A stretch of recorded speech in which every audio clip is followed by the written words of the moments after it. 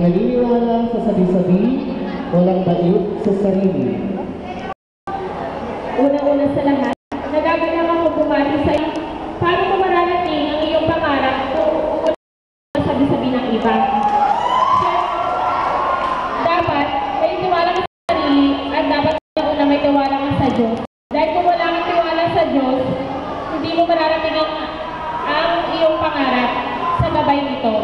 Kaya una-una sa lahat, maniwala mo na sa sarili dahil wala kang mararating kapag ikaw ay nagpadala sa mga sinasabi ng iba. Thank you. Salamat sa iyo, Twinkle. At pakinggan naman. Walang naninira sa bakal kundi sariling kalawang. Walang naninira sa bakal kundi sariling kalawang.